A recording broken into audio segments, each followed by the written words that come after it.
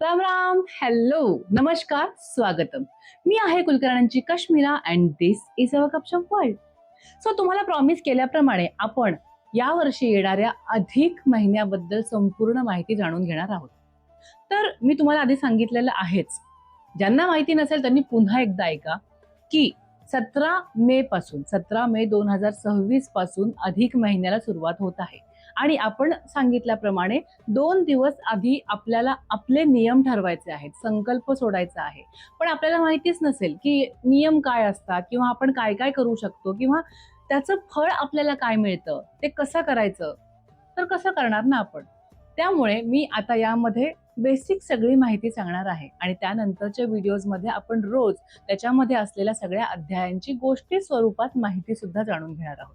तर सगळ्यात पहिल्यांदा आपल्याला काय करायचं की कुठलीही साधना करताना सगळ्यात महत्वाची गोष्ट असते म्हणजे आपलं आसन. आता माझ्याकडे हे आसन आहे, हे मी नेहमी वापरते.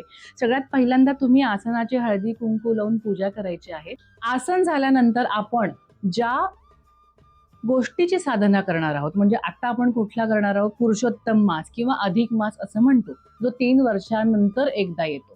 तर त्या मासाचं महात्म्य सांगणारी ही आपल्याकडे एक पोथी आहे. या पोथीमधल्याच सगळ्या गोष्टी मी तुम्हाला सांगणार आहे, ती माहिती पूर्ण तुम्हाला मी सांगणार आहे. तर आधी आपण जाणून घेऊया की जर समजा आता मी ठरवले की या वर्षी मला अधिक महिना करायचा आहे, अधिक महिना करायचा तर काय, काही नियम मला ठरवायचे आहेत. तर कुठले कुठले नियम आपण करू शकतो, कशा पद्धतीने ते करायचे, तर या पोथीमध्ये सांगितल्याप्रमाणे मी तुम्हाला त्या सगळ्या गोष्टींची माहिती सांगते. आता बघा, यांनी स्पष्ट इथे सांगितलेलं आहे की खाली दिलेल्या व्रतापैकी मनुष्याने आपली प्रकृती आणि परिस्थिती पाहून आपल्याला जे व्रत करायचे आहे त्याचा संकल्प अधिक मासाच्या 2 दिवस आधी सोडायचा आहे. म्हणजे बघा, आपला 17 तारखेला अधिक मास सुरू होणार आहे, त्यामुळे 15 तारखेलाच आपल्याला संकल्प करायचा की आपण नक्की काय काय करणार आहोत. आणि याने सांगितल्याप्रमाणे तुमची प्रकृती आणि परिस्थिती ही महत्वाची आहे. आता माझी परिस्थिती, पाय लांब करून मी बसले कारण माझी सर्जरी आहे. पण मला माहितीये की मी जेव्हा 17ला सुरुवात होईल तोपर्यंत मी सर्जरी करून घरी आलेली असेल, पण मला महिन्याभर पूर्ण बेड रेस्ट असेल. तर माझी ही आत्ताची परिस्थिती आहे. तर तुमची काय परिस्थिती आहे, तुम्ही चालू फिरू शकताय, बोलू शकताय, किंवा कितपत खर्च करू शकताय, वेळ देऊ शकताय, या सगळ्या गोष्टी तुम्हाला तुमच्या चांगल्या माहिती असतात. दुसऱ्यांनी कुणीही कितीही सल्ले दिली तरी आपण आपण कसे आहोत आणि आपली आजूबाजूची परिस्थिती कशी आहे हे आपल्याला माहित असतं. त्यामुळे आपली परिस्थिती बघून, प्रकृती बघून तुम्ही यापैकी जे कुठले नियम तुम्हाला असं वाटते की तुम्ही करू शकाल, हे तुम्ही मनापासून ठरवा आणि 2 दिवस आधी म्हणजे 15 मेला याचा संकल्प आपण करायचा, मनात आपण ते ठरवायचं व्यवस्थित. आता कुठल्या कुठल्या गोष्टी असतात बघा. सगळ्यात पहिली एक गोष्ट त्यांनी सांगितली की एक वेळ फळांचा आहार तुम्ही करू शकता. म्हणजे काही लोकांना की नाही बाबा, फार मला उपाशी राहू शकत नाही, तर एक वेळ तुम्ही फळं खा, एक वेळ जेवा. तर एक वेळचा फळाचा आहार तुम्ही करू शकता. काही जण पूर्ण दिवस फक्त फळं खाऊन सुद्धा राहू शकतात. मग हे जेव्हा तुमचं व्रत होईल तेव्हा पूर्ण महिना जेव्हा संपतो, म्हणजे अधिक महिना जो आपला 15 जून पर्यंत असेल, 15 जूनला अमावस्या झाली की त्याच्यानंतर तुम्ही जे महिनाभर व्रत केलेलं आहे त्याचं उद्यापन म्हणा किंवा त्याचं एक दान असतं ज्यामुळे तुम्हाला फळ मिळतं. आता तुम्ही जर पूर्ण दिवस एकच फलाहार करून राहणार असाल तर ते फळ महिन्याच्या शेवटी तुम्ही योग्य त्या व्यक्तीला, ब्राह्मणाला किंवा गरजू व्यक्तीला दान म्हणून देऊ शकता. म्हणजे त्याचं उद्यापन झालं, त्याचं फळ तुम्हाला मिळणार. आता याच्यामध्ये खूप प्रकार असतात. म्हणजे मी खूप वेगवेगळी फळं फक्त खाऊन राहू शकते किंवा मी एकच प्रकारचं फळ निवडू शकते. म्हणजे फॉर एक्झाम्पल मी जर केळं निवडलं किंवा सफरचंद निवडलं, तर मी फक्त सफरचंद खाऊन महिनाभर राहणार किंवा सफरचंद खाऊन अख्खा दिवस राहणार. असे वेगळे वेगळे नियम तुम्ही तुमच्या प्रकृतीनुसार आणि परिस्थितीनुसार ठरवू शकता. तर हा पहिला झाला की तुम्ही फलाहार करू शकता. दुसरी गोष्ट धारणे पारणे व्रत आहे. म्हणजे एक दिवस संपूर्ण दिवस उपवास ठेवायचा, दुसऱ्या दिवशी जेवायचं, परत तिसरा दिवस संपूर्ण उपवास ठेवायचा, चौथ्या दिवशी जेवायचं, असं एक दिवस आड, एक दिवस जेवायचं, एक दिवस उपवास ठेवायचा. तर त्याला धारणे पारणे व्रत असं म्हणतात.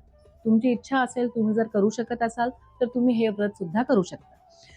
तिसरी आणखीन एक गोष्ट की समजा की मला नाहीच दिवसभर उपाशी राहणं किंवा असं जमत नाहीये, तर तुम्ही हे ठरवू शकता की मी पूर्ण महिना एकच धान्य खाणार. उदाहरणार्थ जर तुम्ही निवडलं की मी तांदूळ खाणार आहे, पूर्ण महिना फक्त भात खायचा, दुसरं कुठलं धान्य त्याच्यामध्ये ऍड करायचं नाही. तर एक धान्य शिजवून खाण्याची सुद्धा त्याच्यामध्ये पद्धत आहे. आता पुन्हा तेच आहे की मग पूर्ण जेव्हा महिना संपेल तेव्हा जे कुठलं धान्य तुम्ही खाल्लेलं असेल किंवा ठरवलेलं असेल ते धान्य मिनिमम 1 किलो तरी असावं, कमीत कमी 1 किलो. आणि मग ते धान्य तुम्ही पूर्ण 1 किलो कमीत कमी एखाद्या मेहून बोलवायचा किंवा एखाद्या गरजूला ते दान म्हणून द्यायचं. म्हणजे तुम्ही केलेल्या व्रताचं तुम्ही उद्यापन केलं म्हणा किंवा त्याची फल प्राप्ती होण्यासाठी ते संपूर्ण केलं. त्याच्यानंतर पुढचा म्हणजे असे बरेच आहेत, तुम्ही तुमच्या इच्छेप्रमाणे करू शकता. एक आपण पूर्ण महिना केळीच्या पानावर जेवू शकता की केळ्याच्या पानावरच जेवणार नाही, हे पण तुम्ही ठरवू शकता. किंवा महिनाभर तुम्ही दुसऱ्या कोणाच्या हातचं खाऊ नका, तुम्ही स्वतः शिजवून खा, स्वावलंबी व्हा, अशा प्रकारचे सुद्धा काही नियम असतात. एकाच वेळी जेवायचं किंवा महिनाभर मीठ न खाणं हा सुद्धा एक त्यांनी सांगितलेला आहे.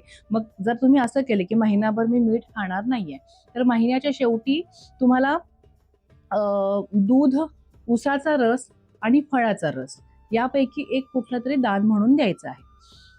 त्याच्यानंतर अशी पण एक पद्धत आहे बरं का, की शुक्ल पक्षामध्ये म्हणजे आता आपलं 17 तारखेला सुरू होत आहे, तिथून पौर्णिमा येईपर्यंत जे 15 दिवस आहेत, पौर्णिमा मला वाटतं 31 तारखेला आहे. म्हणजे 15 तारखेपासून 17 तारखेपासून 31 तारखेपर्यंत रोज एक एक पदार्थ तुम्ही सोडत जायचं. पहिल्या दिवशी एक पदार्थ सोडला, दुसऱ्या दिवशी एक पदार्थ सोडला, तिसऱ्या दिवशी एक पदार्थ सोडला, असं पौर्णिमेपर्यंत. आणि पौर्णिमेनंतर पहिल्या दिवशी जो पदार्थ सोडलाय तो पौर्णिमेच्या पहिल्या दिवशी खायचा. त्याच्यानंतर अमावस्येच्या दुसऱ्या दिवशी जो सोडलाय तो पौर्णिमेनंतरच्या दुसऱ्या दिवशी खायचा. म्हणजे इथून एक एक एक सोडत जायचं पौर्णिमेपर्यंत आणि तेच पदार्थ त्याच सिक्वेन्सनी पौर्णिमेपासून पुढे खात जायचं, ग्रहण करत जायचं. तर ही सुद्धा एक पद्धत आहे. आणि मग ते सगळे जे काही पदार्थ असतील ते महिना संपला की दान करायचं आहे. आता पोथीमध्ये पुढे यांचा क्रम सुद्धा सांगितले, कुठला पदार्थ कुठल्या दिवशी सोडायचा, तो पण मी तुम्हाला थोड्या वेळात सांगणार आहे. आपण आधी सगळे व्रत कुठले कुठले करू शकतो ते करूया. आता त्याच्यानंतर आपण हा पण एक संकल्प करू शकतो की एक आपल्याला धान्य दान करायचंय. आता रोज मूठभर कुठे तुम्ही वाटत बसणार, तर एक छोटीशी पिशवी किंवा एखादं भांड तुम्ही घेऊ शकता. एखादं धान्य तुम्ही ठरवा, उदाहरणार्थ तांदूळ असतील, गहू असेल, ज्वारी असेल, तर रोज एक मूठ पूजा झाल्यानंतर तुम्ही त्या भांड्यामध्ये किंवा पिशवीमध्ये काढून ठेवायचं. पूर्ण महिना झाला की आपले 31च्या आसपास मूठ भरून जेवढं काही धान्य होईल ते धान्य तुम्ही शेवटी दान म्हणून करू शकता. तर हे सुद्धा एक व्रत आहे. त्याच्यानंतर रोज तुम्ही ठरवू शकता की मी उठणं लावून अभ्यंग स्नान करणार आहे. मग हे जर तुम्ही केलं, समजा तुम्ही ठरवलं की मी रोज 30 दिवस अभ्यंग स्नान करणार, तर त्याच्या शेवटी तुम्हाला पंचामृत दान करायचं. अभ्यंग स्नानाचं व्रत असेल तर ते दही, दूध, तूप, मध, साखर या गोष्टी वेगळ्या वेगळ्या तुम्ही अशा छोट्या छोट्या तुमच्या ह्याच्या परिस्थितीप्रमाणे छोट्या छोट्या घेऊन तुम्ही ते पंचामृत दान करायचं असते. त्याच्यानंतर तुम्ही असं ठरवू शकता की पूर्ण 1 महिना मी तेलाचा किंवा तुपाचा तुमच्या परिस्थितीनुसार जे तुम्हाला योग्य वाटतंय त्यानुसार तुम्ही दिवा देवापुढे लावायचा, जो विझू द्यायचा नाही. म्हणजे आपण नवरात्रात करतो तशा पद्धतीने की रोज मी दिवा लावेन आणि तो अखंड ठेवायचा प्रयत्न करेन. तर ते जर तुम्ही केलं तर तूप किंवा तेल जे काही तुम्ही संकल्प केलेला आहे ते तेल किंवा तूप, त्याची एक पिशवी, थोडंसं ते आणि एक दिवा तुम्ही दान करायचा आहे. त्याच्यानंतर तुम्हाला व्यवस्थित फलप्राप्ती होते. काही जण असं ठरवतात की या महिन्यात प्रवास नाही करायचा, एकाच ठिकाणी राहून पण काही जण ठरवतात. काही जण या महिन्यात चप्पल नाही घालायचं, अनवाणी चालायचं, ही सुद्धा गोष्ट ठरवू शकता तुम्ही. किंवा जी मला वाटते आपल्या आत्ताच्या वातावरणानुसार आपल्या सोयीची आहे किंवा आपल्याला चांगलं फळ देणारी अशी आहे की पूर्ण दिवसामध्ये एक वेळ ठरवा, त्या 1 तासात तुम्ही मौन व्रत धारण करा आपल्याला शांती मिळण्यासाठी. तर मौन व्रताचं सुद्धा म्हणजे 1 प्रहर, 1 तास, 4 प्रहर जे काही तुमची इच्छा असेल त्यानुसार तुम्ही मौन व्रत धारण करू शकता. काही जण ठरवतात की मी 1 महिना चटईवरच झोपणार, मी काय म्हणायचं त्याला कुशासनावरच, कुशासन म्हणजे हे कुश आहे. याचं आसन आहे. ते खूप जास्त लाभदायक असतं. ह्याच्यामध्ये ती एनर्जी छान साठवून ठेवली जाते. ती एनर्जी आपल्याला मिळते. आपण जे काही जप त्याच्यावरती करतो, साधना करतो, त्याची आपल्याला पॉझिटिव्ह फळं मिळतात. त्यामुळे कुशासन हे खूप महत्त्वाचं सांगितलेलं आहे. जे सामान्य माणसं जे संसार आणि या दोन्ही गोष्टी करत असतील तर त्यांनी कुशासनावरती आपल्या सगळ्या साधना करू शकतात. आता बघा, आता ही झाली व्रत, म्हणजे कुठले कुठले व्रत तुम्ही करू शकता आणि त्याच्यानंतर दान काय काय करायचं वगैरे. तुम्ही ऐकलं असेल की जावयाला या महिन्यात खूप जास्त महत्व दिलं जातं, की जावयाला वाण देतात, जावयाला ब्राह्मणाला दान देतात, उभयतांना दान देतात. तर हे का बरं सांगितलेलं असेल? तर त्याचं कारण सांगते, की अधिक महिना म्हणजे काय, तर त्यालाच पुरुषोत्तम मास असंही म्हणतात. आणि आपण ही जी काही देव पूजा करतोय ती आपल्याला राधा कृष्णाची करायची आहे. म्हणजे कृष्ण म्हणजे विष्णू, विष्णूची पूर्ण आराधना उपासना या महिन्यामध्ये केली जाते. आणि आपण बघितलं असेल की जेव्हा आपण आपल्या लेकीचं लग्न करून देतो तेव्हा आपण नेहमी म्हणतो की हा लक्ष्मी नारायणाचा जोडा आहे. त्यामुळे लक्ष्मी नारायण म्हणजेच काय, तर नारायण आपण जावयाला नारायण म्हणतो. आपण नेहमी म्हणतो की आपल्या घरी मुलगी जेव्हा जन्माला येते ती लक्ष्मी असते, मग तिचा नवरा म्हणजे नारायण म्हणजेच पुरुषोत्तम. त्यामुळे जावयाला वाण देणं हे या महिन्यात खूप महत्वाचं असतं. तर 3 वर्षातून एकदा त्याला एक विशिष्ट प्रकारचं दान असतं. त्याचे खूप वेगवेगळे प्रकार आहेत. पण मी काय म्हणते, आपण जर एकत्रित ते दिलं तर सगळ्याच गोष्टीची फळं आपल्याला एकत्रित मिळतील. तर काय, सगळ्यात एकदा एक ताट त्याला द्यायचं असतं आपण. परिस्थितीनुसार तुम्ही चांदीचं देणार आहात, स्टीलचं देणार आहात, सोन्याचं देणार आहात, तांब्या पितळ्याचं, तुमच्या इच्छेनुसार. फार मोठं होत नसेल, छोटंसं ताम्हण दिलं तरी चालेल. एक ताट, त्याच्यामध्ये मग फळं. फळं आपण कुठली कुठली देऊ शकतो, की आता तुम्हाला इथं दिल्याप्रमाणे तुम्हाला सांगते हां. इथे त्यांनी 13च्या संख्येत सांगितलेलं आहे. केळी, खजूर, द्राक्ष, आंबा किंवा दुसरं कुठलं फळ तुम्हाला अपेक्षित असेल त्याप्रमाणे, पण हे 13च्या संख्येमध्ये द्यायचं आहे. ही जास्त महत्वाची गोष्ट आहे. आणि आपण नेहमी म्हणतो, की जावयाला अनारसे द्यायचे 30 आणि 3. खरं तर एकत्र संख्या 33 येते, की पण मी असं ऐकलं होतं, त्याचं खरं कारण मला माहिती नाहीये, पण मी असं ऐकलं होतं माझ्या आजीकडून वगैरे, की 33 असं न म्हणता 30 आणि 3, 30 आणि 3. तिच्या तोंडून मी बऱ्याचदा ऐकलं होतं, की "अगं ते 30 आणि 3 अनारसे काढ, 30 आणि 3 बत्तासे काढ," असं.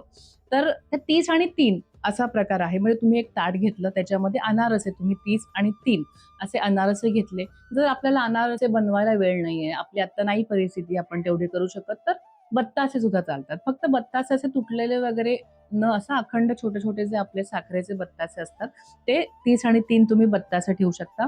आणि त्याच्याच बरोबर आपण सुपाऱ्या सुद्धा देऊ शकतो किंवा फळे सुद्धा देऊ शकतो. आणि हे देताना कसं द्यायचं, म्हणजे शास्त्रामध्ये जे या पोथीमध्ये सांगितल्याप्रमाणे, की हे अनारसे किंवा बत्तासे एका डब्यामध्ये बांधायचे. खरं तर त्यांनी कास्य वगैरे सांगितलं, पण आपल्या आपल्या आपल्या परिस्थितीनुसार डबा घ्यायचा आणि आपला जो धागा असतो, त्या धाग्याने 7 वेळा त्या डब्याला बांधायचं आहे. ते 7 फेरे, 7 जन्म अशा अर्थाने ते असू शकतं. आणि हे वाण देताना त्याला 33 म्हणजे 30 आणि 3 अनारसे किंवा बत्तासे, फळं जे पण तुम्हाला द्यायची इच्छा आहे, ते तुम्ही देऊ शकता.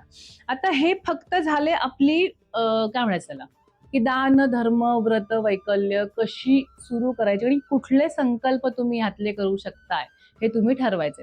तर आता यापैकी तुमच्या आवडीचा कुठलाही संकल्प तुम्ही ठरवा आणि ते 15 तारखेलाच तुम्हाला संकल्प सोडायचा आहे. 17 तारखेपासून सुरुवात होणार आहे. हे सगळं कशासाठी करायचं आहे, की आपल्या शरीरावर, मनावर, आपल्या विचारांवर आपला कंट्रोल आत्ता राहत नाहीये. आजूबाजूचं जे वातावरण बघतोय आपण, की खूप विचलित विचार करणारं वातावरण आहे. अशा वेळी आपण कसं आपल्या स्वतःवर कॉन्सन्ट्रेट करू, आपण कसं स्वतःच्या विचारांवर कंट्रोल ठेवू, कसं आपण स्वतःला एक प्रकारच्या छोट्याशा गोष्टीची का होईना शिस्त लावू, ते खूप जास्त महत्वाचं आहे.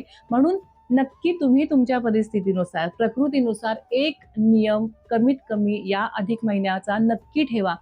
याचं काय फळं मिळणार आहेत, काय गोष्टींमध्ये सांगितलेलं आहे, हे सगळं मी तुम्हाला पुढच्या व्हिडिओजमध्ये सांगणार आहेच. त्यासाठी तुम्हाला चॅनलला लाईक, शेअर, सबस्क्राईब करावं लागेल. आणि ही महत्त्वाची माहिती आपल्या संस्कृतीची, परंपरेची ही तुमच्या आजूबाजूच्या लोकांना पण कळली पाहिजे, कारण ते खूप महत्त्वाचं आहे.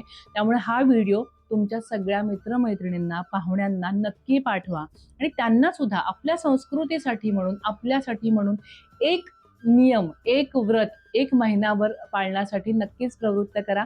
तुम्ही जर कुठला नियम पाळणार असेल तर त्याबद्दलची माहिती हवी असेल तर नक्की आम्हाला कमेंटमध्ये विचारा. थँक्यू. फार बोलले का मी?